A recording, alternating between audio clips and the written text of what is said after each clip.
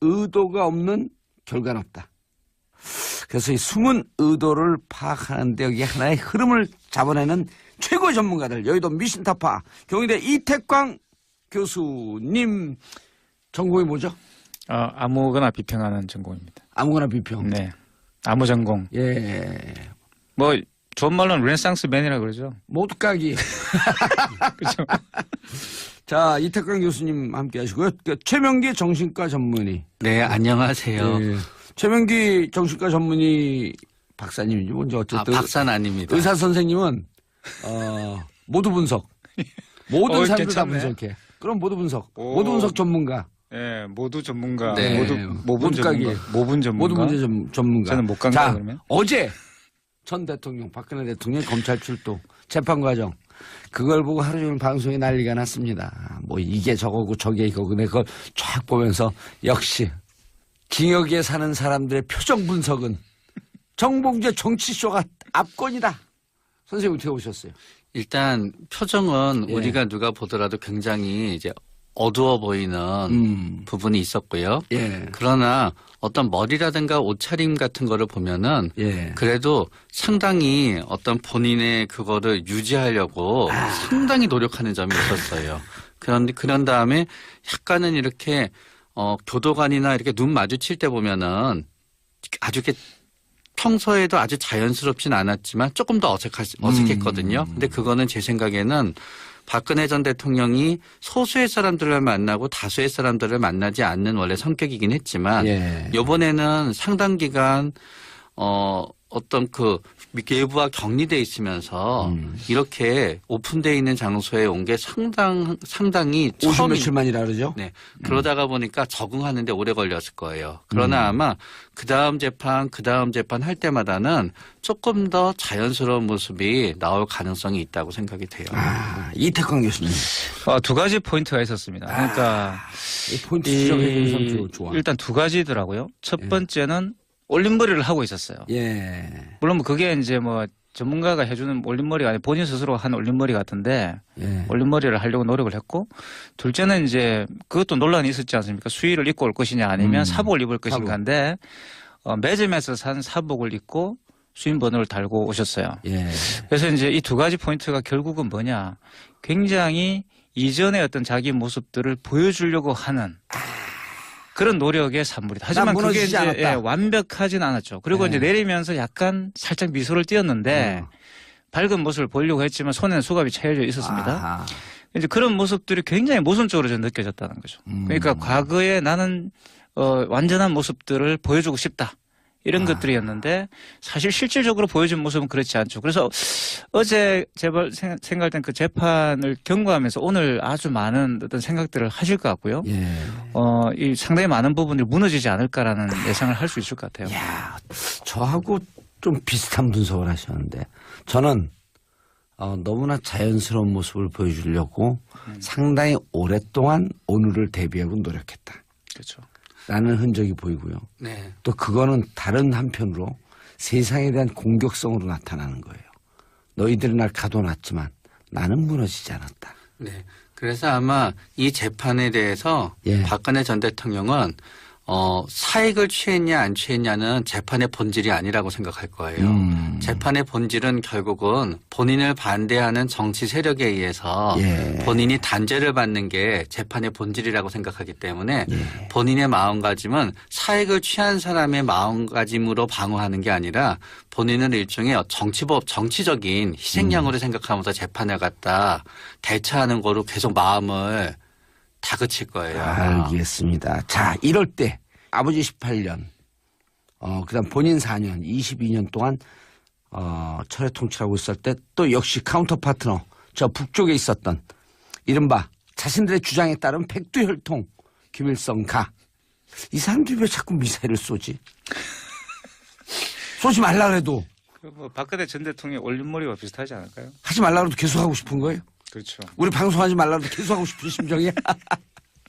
이제 미사일을 개발한 건 이제 김정일이 예. 시작을 했는데요. 거기엔 이제 몇 가지 동기가 있는데 김일성의 유흥 중에 하나 아니에요, 그래도. 유언일 수도 있지만 예. 저는 우리가 흔히 알렉산더 콤플렉스라고 얘기하는 부분이 작동했다고 생각이 돼요. 예. 왜냐하면 알렉산더가 아버지가 너무 많은 땅을 갖다 차지하니까 어허. 아버지보다 나은 왕이란 걸 보이기 위해서 세계 하다가 보니까 세계의 상당 부분을 정복하게 된 거잖아요. 김일성은 국가를 본인의 입장에서는 처음부터 쭉 관리하던 사람이었기 때문에 창업주가 되지요. 예. 북한에. 오해하지 말아주세요. 스스로 읽은 건 아닙니다. 스스로 읽은 건 아니라 정치적인 거에 의해서 본인이 그냥 끼어들어서 획득한 거긴 하지만요. 그런데 김정일은 아버지의 것을 물려받긴 했지만 자신이 어떤 내세울 만한 게 딱 없는 거예요. 김정일. 예. 그러면서 김일성과 김정일 사이에는 상당한 갈등이 있었어요. 그렇게 사이좋은 부자 관계가 아니었어요. 예. 김일성의 여자 관계도 문제가 됐고 거기다 김정일의 여자 관계도 문제가 됐지요. 남편이 있는 여자랑 사귀기도 하고 그런 다음에 아버지가 정해준 사람하고는 물론 딸 둘이 있고 더 열심히 해서 아들을 낳아야 되는데 열심히 하지 않고 그러면서 또 다른 제2교포 출신인 여자를 갖다 사귀고 그러다가 보니까 둘 사이엔 갈등이 있었던 거예요. 예. 그러니까 아버지의 나라를 썸띵 서울로 가는 것 같아요. 그래서 사실 아버지의 나라를 물려받으면서 예. 결의에 찼었던 거예요. 오. 아버지가 해내지 못한 일을 해내겠어. 결국 예. 그거는 뭔가 하게 되면은 핵을 갖다 개발하고 아하. 그로 인해서 우리가 핵을 갖고 있기 때문에 미국이 우리를 갖다 쳐들어오지 못하게 하면은 결국은 북한을 갖다 보호할 수 있는 무기가 있는 거고 그럼으로써 미국과 대등한 존재가 됨으로써 나는 아버지보다 위대한 인물이 될 수 있는 도구였거든요. 그렇기 때문에 김정일의 입장에서는 상당한 심리적 추진력과 실질적인 정치적인 부분이 이제 결합된 거예요. 그런데 김정은은 김정일이나 김일성과는 약간 결이 다른 부분으로 처음에 정권을 시작했거든요. 김정은은 처음에 본인이 북한의 지도자가 될 거라고 생각할 수 없는 입장에서 시작했었어요. 예. 조선으로 따지면은 후궁의 아들쯤 되는 거죠, 이제. 그렇기 때문에 처음에 김정은의 어머니도 적자 아니었으니까. 네, 김정은의 어머니도 스위스에다가 자기 아들들을 갖다 놓은 거예요. 네. 만약에 사태가 생기더라도 아들들을 보호해야 되니까. 그러면서 스위스에 갖다 놓으면서도 끝까지 아버지가 잊어먹지 않게 해야 되니까 계속 스위스랑 북한을 왔다 갔다 하면서 학창 시절을 보낸 거죠, 이제. 네 아들 여기 있지롱. 이러면서. 네, 그런 다음에 너무 오래 있어서 또 원래 이제 누가 싫어할 때쯤 반대하는 사람들이 싫어할 때쯤 하면 또 스위스로 보내는 거예요. 그러니까 굉장히 그 어머니가 정치적인 사람이었던 거지요. 그렇기 때문에 김정은과 김정철이 우리가 생각하기에는 막 아빠 나한테 주세요라고 경쟁한 게 또 아니었던 거예요. 서로 은근히 또 미루다가 그래서 이게 정확한 얘기는 아니지만 김정은이 완전히 후계자로 점지되었던 날 뭐 일본인 요리사한테 뭐 자기한테 와서 울었다라고 뭐 일본인 요리사가 얘기도 하고 이제 그런 거지요. 그렇기 때문에 김정은은 처음에 정권을 시작할 땐 자기 확신이 없었어요. 그러다가 보니까 처음에는 아버지의 유업이기 때문에 하기는 하지만 아주 열심히 하진 않았어요. 또 결국은 김정은의 입장에서는 김정일의 사람들을 내쳐야 되기 때문에 처음에는 핵 개발과 미사일 개발에 대해서 약간의 소극적인 부분이 있었던 거예요. 그런데 본인이 정권을 완전히 차지한 다음에 예. 지금의 입장은 또 완전히 다르게 된 부분이 있고요.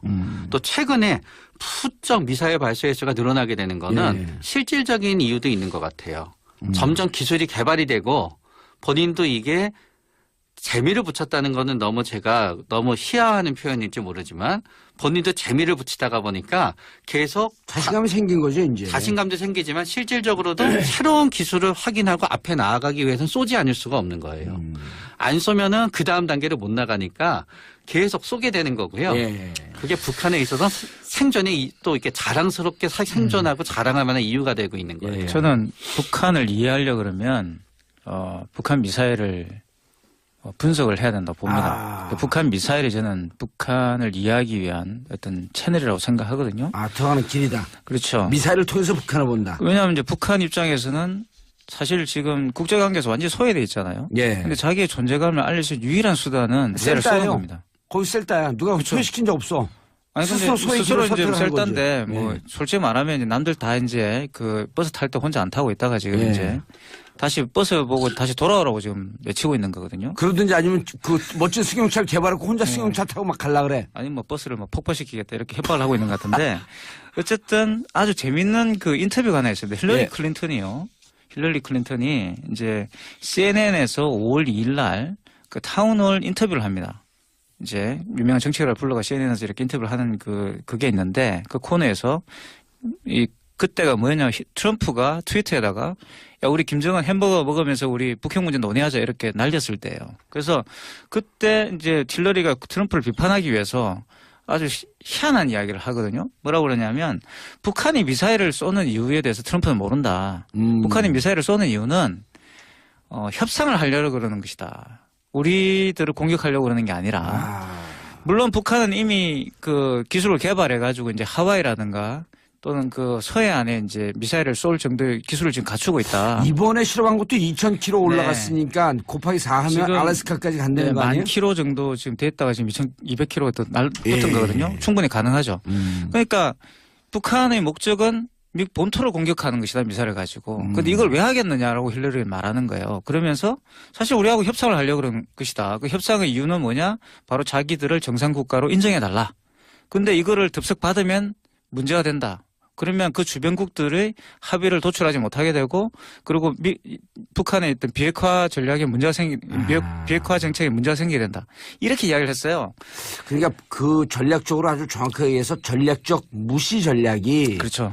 핵 문제에 대해서 우리가 해결할 자신이 없어서 이런 게 아니고 핵 문제 해결하려면 그것을 정상적인 나라로 인정을 하고 예를 들어 평화협정을 맺어야 된다든지 이러면서 아주 복잡한 정치공학으로 들어가니 그렇죠. 핵미사일 그거 우리 두려워서 안 한 거 아니다. 그렇죠. 그러니까 힐러리 말은 북한을 믿을 수 없다는 거예요. 왜냐하면 북한은 지금까지 비핵화를 한다고 약속을 해놓고 또 미사일을 개발하지 않았느냐 이렇게 이야기하는. 그러면서 이제 트럼프 보고 그냥 북한 가가지고 김정은하고 이렇게 합의를 해버리면 안 된다. 예. 이야기를 하고 있는 건데 이 말의 핵심적인 게 뭐냐 그러면 북한의 미사일을 개발하는 목적을 미국은 잘 알고 있다는 거죠. 협상을 하려고 그러는 것이고 자기의 정권의 보위를 인정해 달라는 것이라는 것이죠. 아니 근데 오늘 우리가 국제 정책을 얘기하자는 게 아니고 김정은의 심리 상태를 분석하자는데 아니 근데 이게 이 어르신들께서 오늘 그냥 아니 관계가 있는 거죠. 왜냐하면 김정은 입장에서는 이것은 자기 존재를 인정받는 거예요. 김정은? 정확하면 김일성부터 해가지고 예. 김정일부터 김정은까지 내려오는 그 계보에서 가장 중요한 것은 자기들 계보를 인정해 주는 거거든요, 세계에서. 예. 이 사람들은 미사일을 포기할 생각이 있는 게 아닙니다. 그러니까 이 사람들의 목적은 미국이 자기들의 어떤 존재감을 인정해 주고 그 존재를 인정받기 위해서 미사일을 계속 쏘는 거예요. 이런 거나 똑같네. 문제아들이 학교에서 네. 문제아들은요. 학교에서 문제아들이 이유가 있어요. 존재감이에요. 네. 나 공부 못하고 아무것도 없는데 나도 인간으로서 살아있음을 좀 인정해 주세요 그러면서 유리창도 깨고 애들도 때리고 그러는 게 내 존재감이야 존재감. 그렇지. 인간은 존재감이 무시되는 순간 죽던가 아니면 비굴하게 살던가 둘 중에 하나거든요. 그러잖아요. 맞아요. 그렇기 때문에 우리는 북한이 굉장히 발달하지 못한 나라인 건 사실이지만 김정은이 느끼는 어떤 특권의식은 또 대단할 거예요. 왜냐하면 김정은은 민주화되지 않은 우리는 김정은에 대해서 가장 비판하는 점은 3대 왕조라고 하잖아요. 예.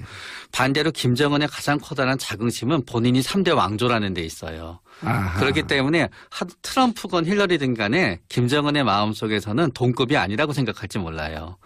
너네는 그냥 국민들이 원하는 바람결에 흘러가는 그런 사람들에 필요하고 너네는 그렇지만 나는 대대손손 이어온 왕가의 후손이야. 네. 라는 엄청난 자부심과 특권의식이 본인이 있을 거거든요. 그러니까 저럴 것 같아. 중국 애들 딱 만난 북한이 중국 애들 물어볼 거 아니에요. 아니 우리 할아버지가 마오쩌둥하고 친구였어 이런 이야기죠. 아니 중국 딱 물어볼 거 아니에요. 중국어로 무슨 혈통 백두혈통.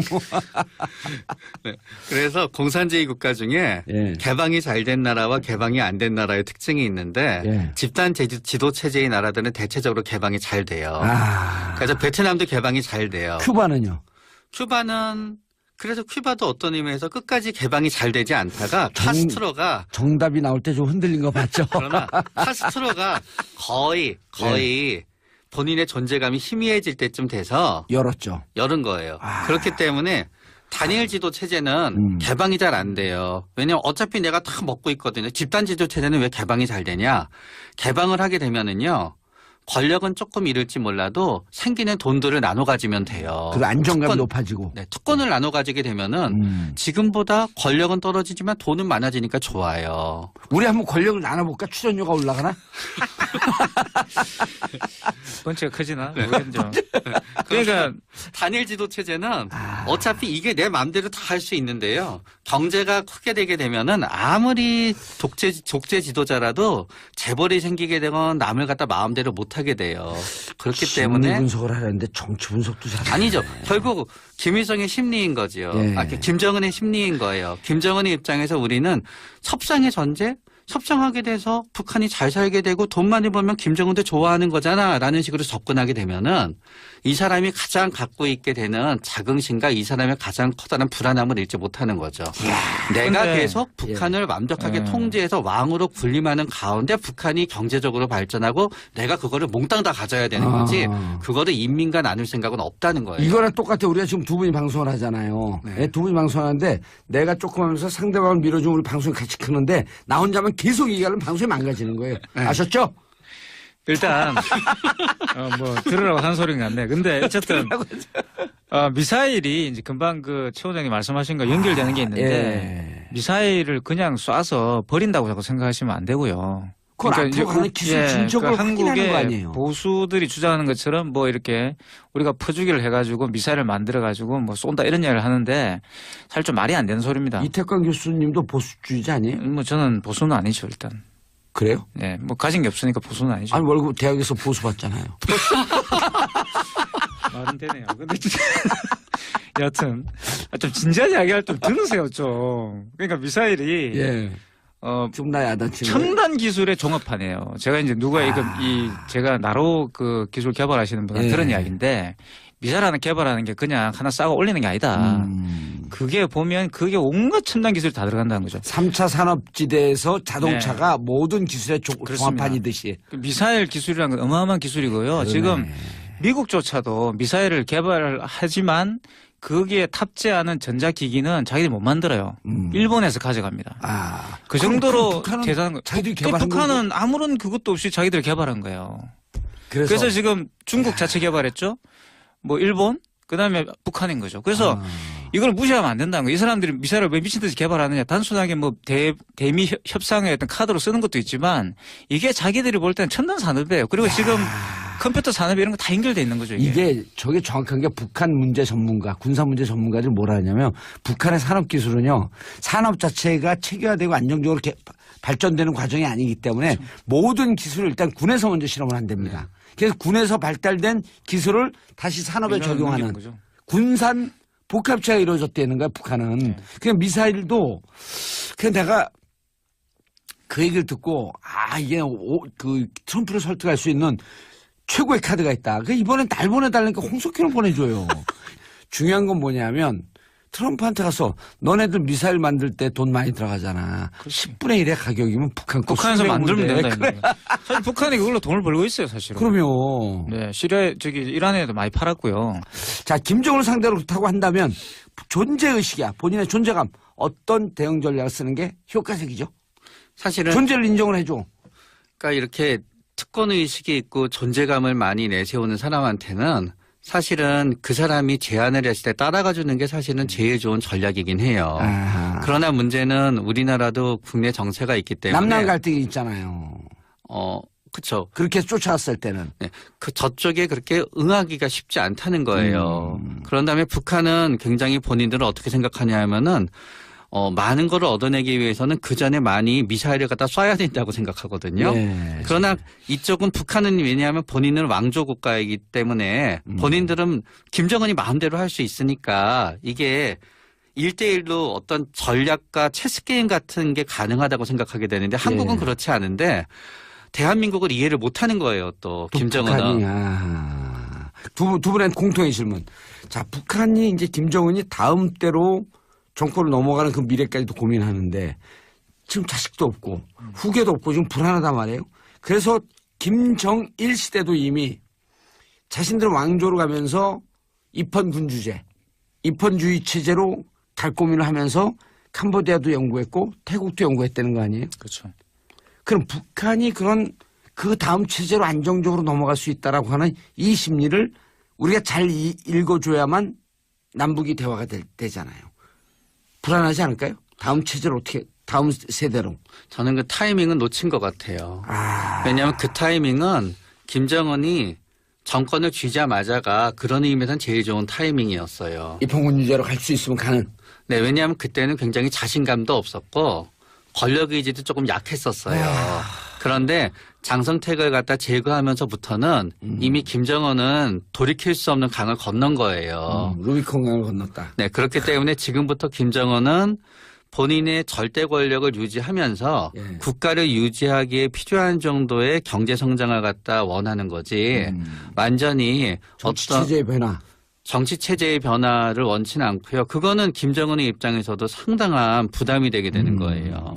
그러니까 김정일 때 이미 이제 집단 지주 체제로 이행이라는 어떤 그런 과제가 있었습니다. 그래서 김정일 같은 경우는 이제 테크노크라트들을 키우고 예. 중국식 모델로 이제 가려고 하는 시도를 했죠. 근데 이제 결국 그게 안 되고 김정은이라는 다시 이제 제3대 수령이 이제 등장하게 되는데 북한 주민들 입장에서는 수령 체제라는 것은 경험적으로 증명된 거예요. 다른 그 사회주의 체제 같은 경우 집단 지주 체제를 갔을 때 중국을 제외하고는 성공한 예가 별로 없기 때문에 다 무너졌죠. 자기들은 수령을 중심으로 한 단계란 이 구조, 주체 사상에 근거한 이 구조가 경험적으로 맞는 거죠. 예. 그러니까 이른바 국민들 그걸 원했던 거고 그리고 이제 김정일이 생각할 때 이대로 갈 수는 없으니까 뭔가 이제 바꿔야 된다고 생각했는데 그 당시에 주변 정세들이 사실은 이제 그것을 허락하지 않았던 거죠. 그래서 결국 강력한 수령을 중심으로 하는 것을 갔다는 거예요. 그래서 저는 이 김정은 체제라는 것은 북한의 위기를 보여준 체제예요.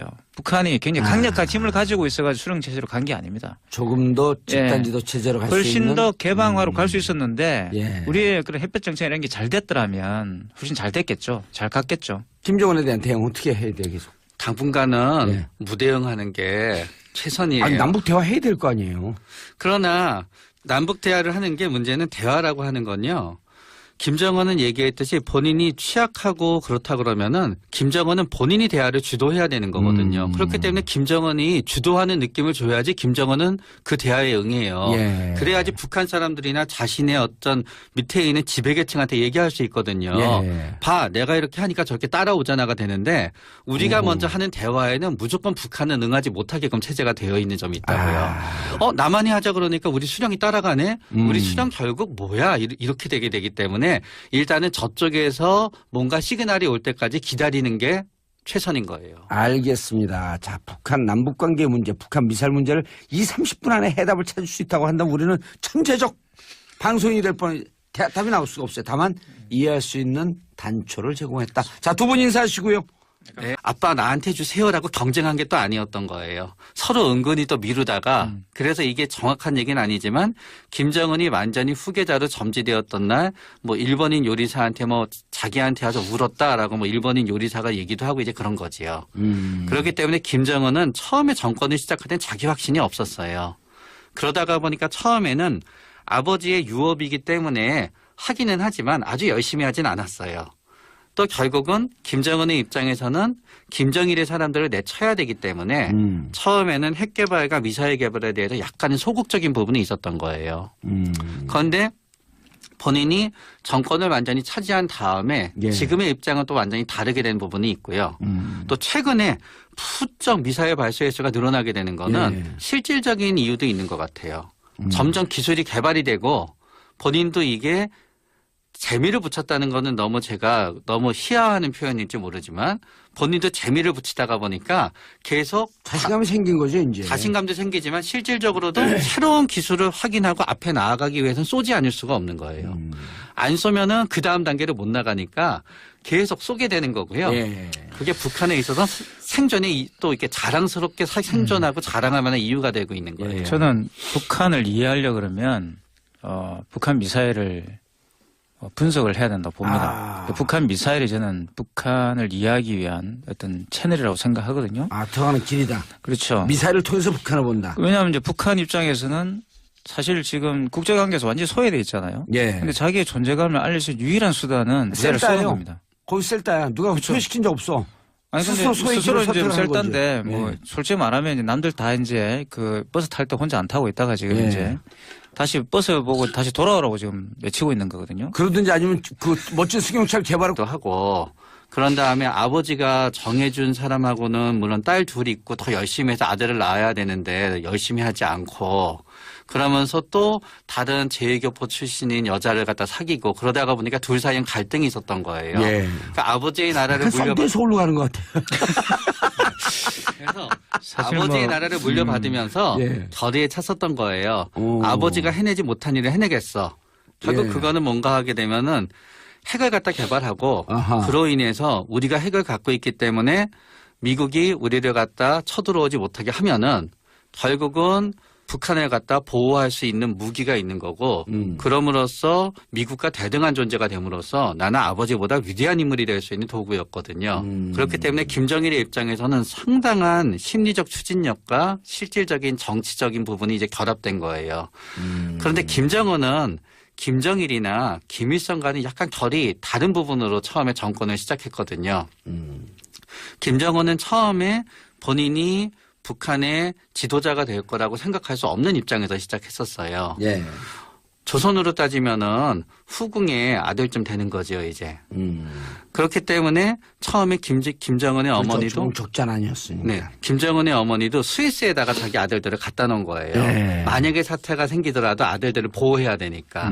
그러면서 스위스에 갖다 놓으면서도 끝까지 아버지가 잊어먹지 않게 해야 되니까 계속 스위스랑 북한을 왔다 갔다 하면서 학창 시절을 보낸 거죠, 이제. 네 아들 여기 있지롱. 이러면서. 네, 그런 다음에 너무 오래 있어서 또 원래 이제 그 누가 싫어할 때쯤 반대하는 사람들이 싫어할 때쯤 하면 또 스위스로 보내는 거예요. 그러니까 오. 굉장히 그 어머니가 정치적인 사람이었던 거지요. 그렇기 때문에 김정은과 김정철이 우리가 생각하지 막력에 의해서 예. 본인이 단죄를 받는 게 재판의 본질이라고 생각하기 때문에 예. 본인의 마음가짐은 사익을 취한 사람의 마음가짐으로 방어하는 게 아니라 본인은 일종의 정치적인 희생양으로 생각하면서 재판을 갖다 대처하는 거로 계속 마음을 다그칠 거예요. 알겠습니다. 자, 이럴 때 아버지 18년, 그다음 본인 4년, 22년 동안 철회 통치하고 있을 때 또 역시 카운터 파트너 저 북쪽에 있었던 이른바 자신들의 주장에 따른 백두혈통 김일성 가. 이 사람들이 왜 자꾸 미사일을 쏘지? 쏘지 말라 그래도 뭐 박근혜 전 대통령의 올림머리와 비슷하지 않을까요? 하지 말라 그래도 계속 하고 싶은 거예요? 그렇죠. 우리 방송하지 말라 그래도 계속 하고 싶은 심정이야? 이제 미사일을 개발한 건 이제 김정일이 예. 시작을 했는데요. 거기엔 이제 몇 가지 동기가 있는데 김일성의 유흥 중에 하나 아니에요, 그래도. 유은일 수도 있지만 예. 저는 우리가 흔히 알렉산더 콤플렉스라고 얘기하는 부분이 작동했다고 생각이 돼요. 예. 왜냐하면 알렉산더가 아버지가 너무 많은 땅을 갖다 차지하니까 어허. 아버지보다 나은 왕이란 걸 보이기 위해서 세계 하다가 보니까 세계의 상당 부분을 정복하게 된 거잖아요. 김일성은 국가를 본인의 입장에서는 처음부터 쭉 관리하던 사람이었기 때문에 창업주가 되지요. 예. 북한에. 오해하지 말아주세요. 스스로 읽은 건 아닙니다. 스스로 읽은 건 아니라 정치적인 거에 의해서 본인이 그냥 끼어들어서 획득한 거긴 하지만요. 그런데 김정일은 아버지의 것을 물려받긴 했지만 자신이 어떤 내세울 만한 게 딱 없는 거예요. 김정일. 예. 그러면서 김일성과 김정일 사이에는 상당한 갈등이 있었어요. 그렇게 사이좋은 부자관계가 아니었어요. 예. 김일성의 여자관계도 문제가 됐고 거기다 김정일의 여자관계도 문제가 됐지요. 남편이 있는 여자랑 사귀기 50 처음이 며칠만이라 그러죠? 네. 그러다가 보니까 적응하는데 오래 걸렸을 거예요. 그러나 아마 그 다음 재판 할 때마다는 조금 더 자연스러운 모습이 나올 가능성이 있다고 생각이 돼요. 이태광 교수님. 두 가지 포인트가 있었습니다. 그러니까 이 포인트 지적해 주는 사람 좋아. 일단 두 가지더라고요. 첫 번째는 올림머리를 하고 있었어요. 예. 물론 그게 이제 뭐 전문가가 해주는 올림머리가 아니라 본인 스스로 한 올림머리 같은데 예. 올림머리를 하려고 노력을 했고 둘째는 이제 그것도 논란이 있었지 않습니까? 수의를 입고 올 것이냐 아니면 사복을 입을 것인가인데 매점에서 산 사복을 입고 수인 번호를 달고 오셨어요. 예. 그래서 이제 이 두 가지 포인트가 결국은 뭐냐?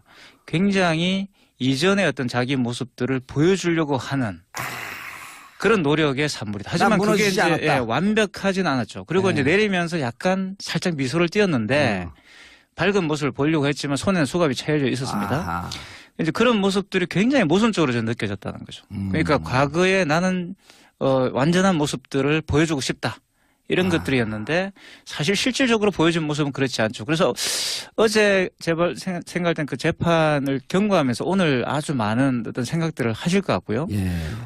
이 상당히 많은 부분들이 무너지지 않을까라는 예상을 할 수 있을 것 같아요. 야, 저하고 좀 비슷한 분석을 하셨는데 저는 너무나 자연스러운 모습을 보여주려고 상당히 오랫동안 오늘을 대비하고 노력했다. 그렇죠. 라는 흔적이 보이고요. 네. 또 그거는 다른 한편으로 세상에 대한 공격성으로 나타나는 거예요. 너희들이 날 가둬놨지만 나는 무너지지 않았다. 네. 그래서 아마 이 재판에 대해서 예. 박근혜 전 대통령은 사익을 취했냐 안 취했냐는 재판의 본질이 아니라고 생각할 거예요. 재판의 본질은 결국은 본인을 반대하는 정치 세력. 의도가 없는 결과는 없다. 그래서 이 숨은 의도를 파악하는데 여기 하나의 흐름을 잡아내는 최고의 전문가들, 여의도 미신타파 경희대 이태광 교수님 전공이 뭐죠? 아무거나 비평하는 전공입니다. 아무거나 비평. 네. 아무 전공. 예. 뭐 좋은 말로는 르네상스 맨이라 그러죠. 모두 까기. 그렇죠. 자, 이태광 교수님 함께 하시고요. 최명기 정신과 전문의. 네, 안녕하세요. 예. 최명기 정신과 전문의 박사님이지 뭔지 어쨌든 박사는 아닙니다. 의사 선생님은 모두 분석. 모든 사람들 다 괜찮네. 분석해. 그럼 모두 분석. 모두 분석 전문가. 네, 모두 전문가. 네.